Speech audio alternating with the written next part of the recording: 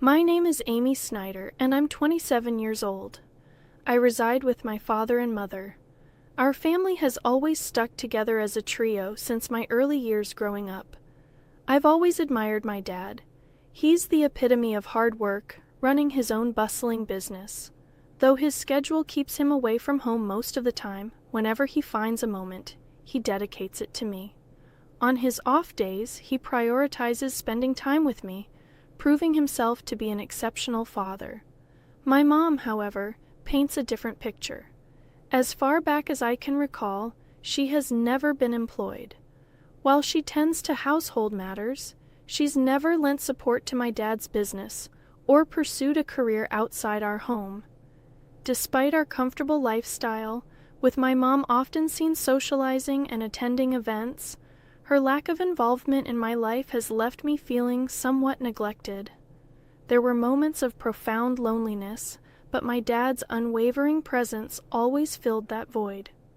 He understood the indifference my mom held towards me and made it his mission to ensure I never felt neglected or alone.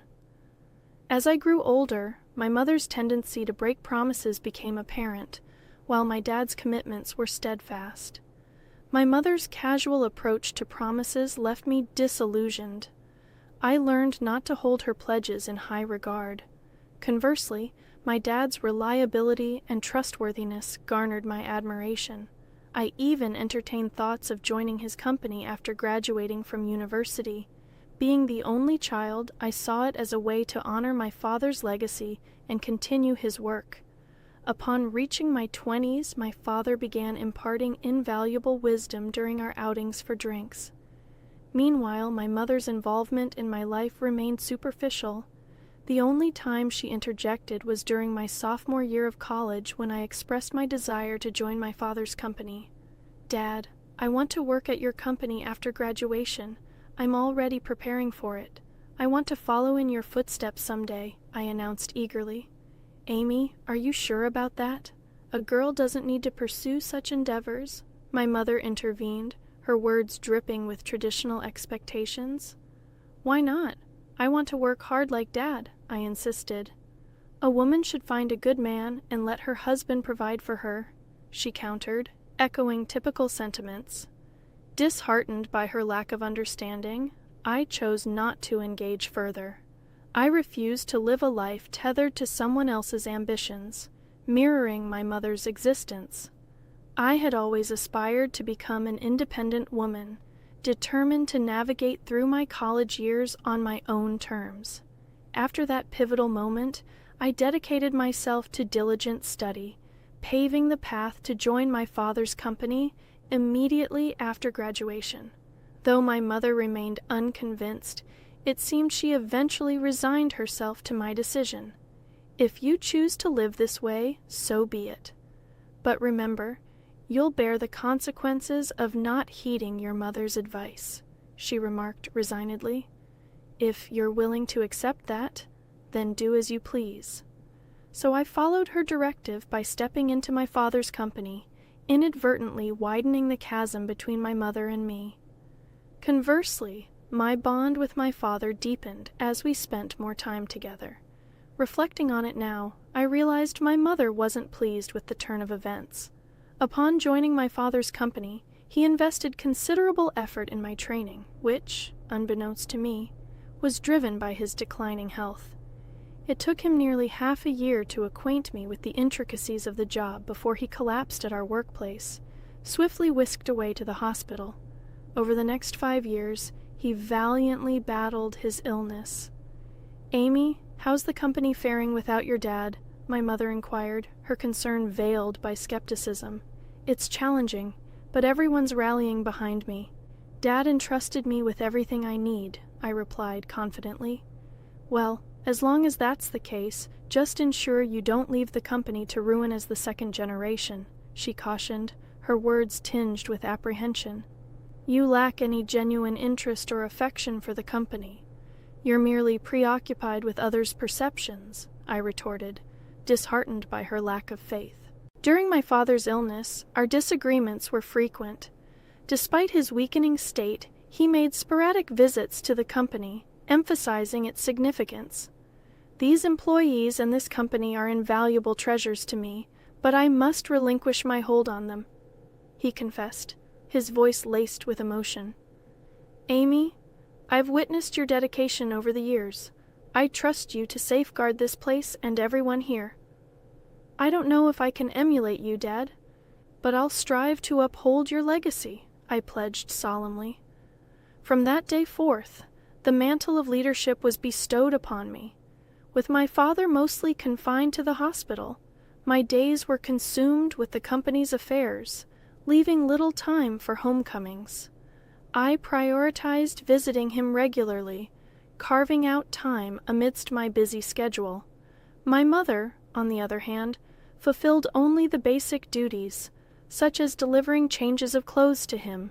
Even that seemed to inconvenience her. I couldn't help but wonder about her feelings towards my father. Did she lack any sense of gratitude or compassion for his illness?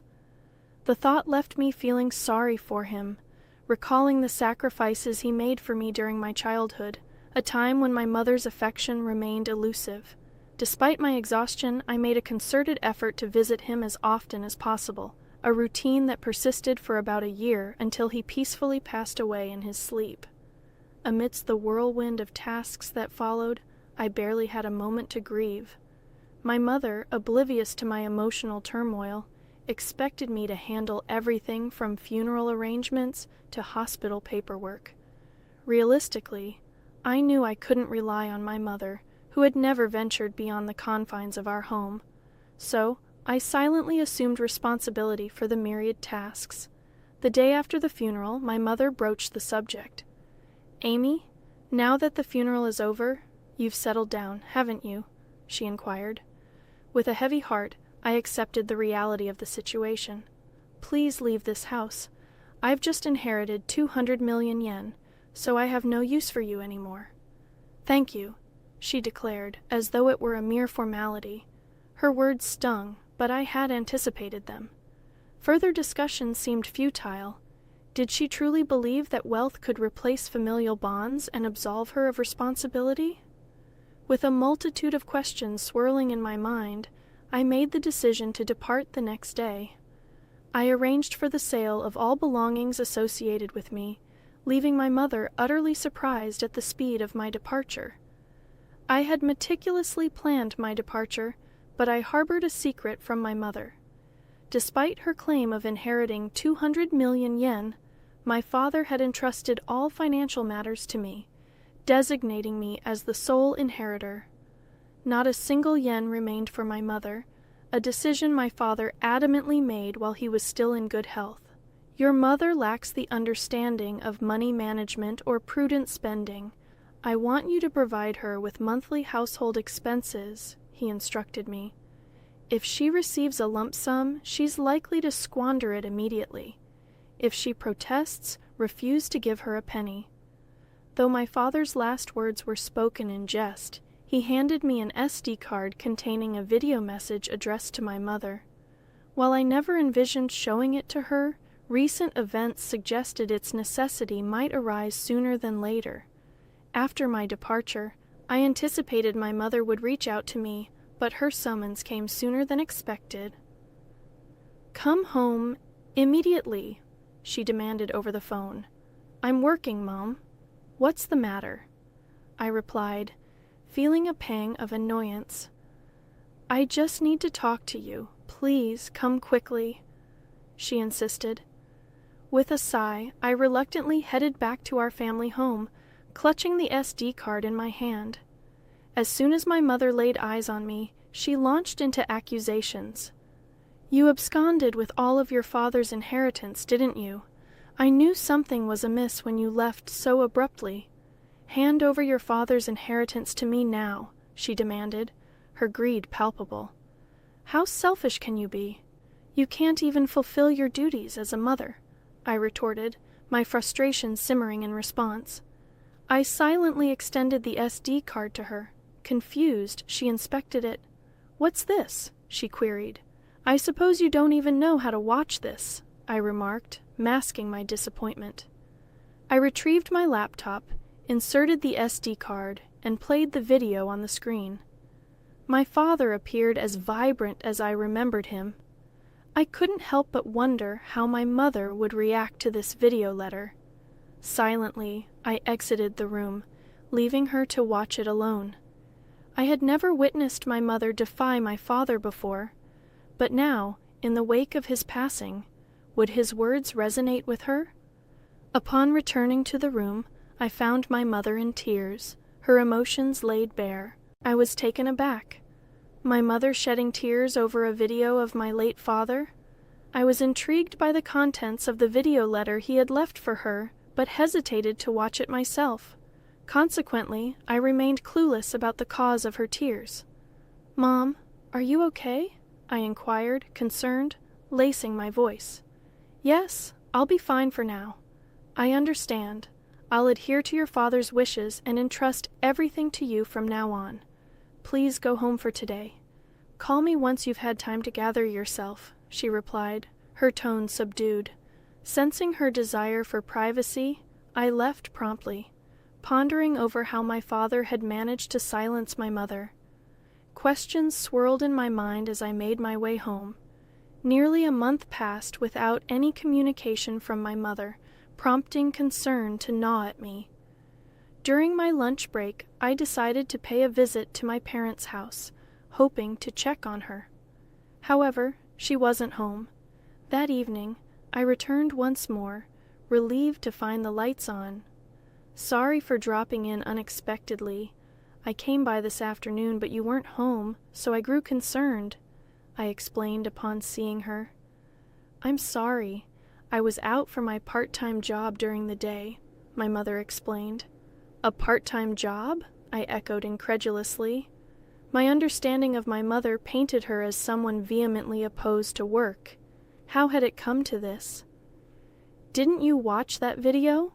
It was a video letter addressed to you," I retorted, baffled by her sudden change in behavior. "You can take it home. You should watch it too. Amy, can I watch it?" I asked, extending the SD card to her.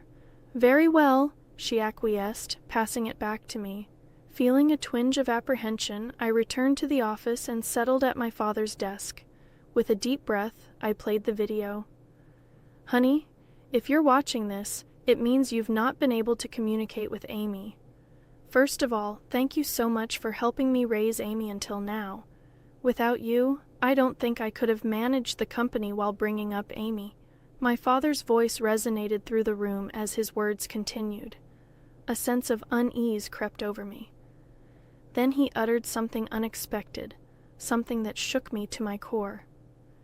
"You've taken care of Amy even though she is not your child, and I have nothing but gratitude for you.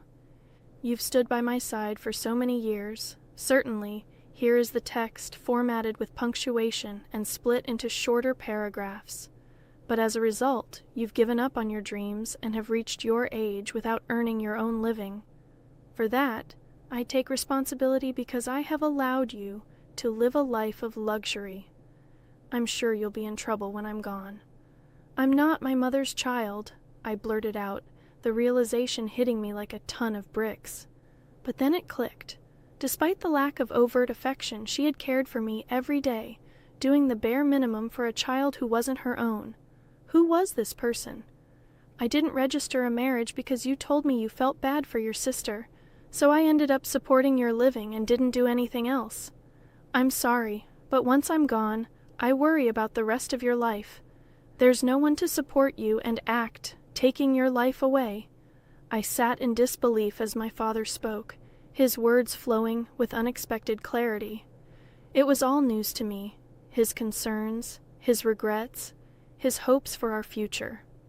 Throughout the night, I grappled with the weight of his revelations, before confronting my mother the following day. "Mom, I watched the video from Dad yesterday. You know it all now," I began. My voice changed with a mixture of confusion and realization. "I raised you because I was asked to. That's all," she confessed, her tone heavy with the weight of untold truths. "What happened to my biological mother?" I pressed, seeking clarity amidst the swirling chaos of newfound information. "You were the child of my sister and your father," she explained somberly. "My sister died right after giving birth to you, and I promised your distressed father that I would help raise Amy. I would become your mother." With her revelation, everything fell into place, even the parts I had previously only imagined. I learned of my mother's sacrifice, how she had set aside her own dreams to fulfill her promise to my father. Inspired by my father's words and prompted by the memory of her deferred dream, my mother made a decision. She resolved to reclaim that dream, embarking on a journey to pursue it once more. Currently, she is undergoing training as a part-timer, determined to turn her dream of owning a diner into reality. I should have done this earlier. Working is fun and suits me. I had no idea, so it's my fault you didn't work. I'm really sorry for not knowing anything, my mother admitted, her tone filled with regret. It's not your fault, Mom. I made the decision myself, but I'm not good with children, so I couldn't handle you well. I'm the one who caused you trouble, she continued, taking responsibility for her actions. As we conversed, I realized it was the first time we had such an open dialogue. At this stage in my life, I finally felt like I had come to understand my mother a bit better. Our conversations became more frequent, leading us to a decision to use the money left by my father to fund the opening of her shop. Once she started working, my mother became somewhat more humble. She hesitated when the topic of funds for the shop came up, a behavior that would have been unimaginable not too long ago.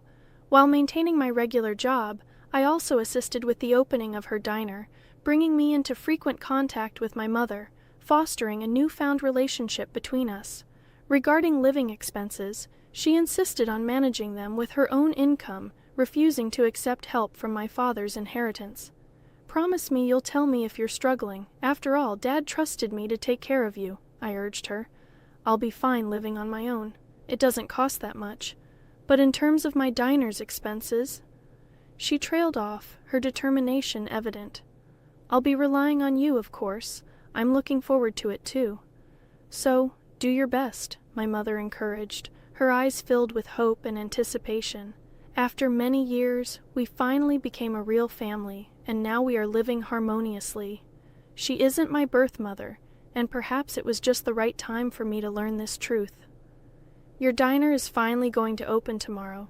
Your dream is coming true," I remarked, filled with pride as I watched her dedication. "Seeing you work so hard at that company reminded me of my own dreams when I was younger. I believe that's why I've made it this far. It's all thanks to you and your father." "Thank you so much, Mom." I expressed my gratitude, feeling a deep sense of appreciation. "Promise me to always be my mom, Amy," she implored, her voice filled with sincerity. "From now on, let's get along even better than before. After all, we only have each other," I replied, feeling a newfound sense of closeness. Upon my father's death, the truth was revealed, and I accepted the reality of our situation, deciding to live on with just my mother and me. I contemplated moving back to my hometown and living together with her again. I don't cook, so my mother is concerned about my poor diet and is supportive of me coming back, I explained, feeling touched by her care. My father would probably be surprised that we're getting along so well. His house, company, and inheritance that he left behind, I'll protect them at all costs while continuing to get along with my mother. In order to become a real family, I vowed, determined to honor my father's legacy. We visited the graves of my father and my biological mother, my mother's older sister, to give our daily life updates. After going through the process of adoption, I finally became registered as my mother's daughter, forging a bond that transcends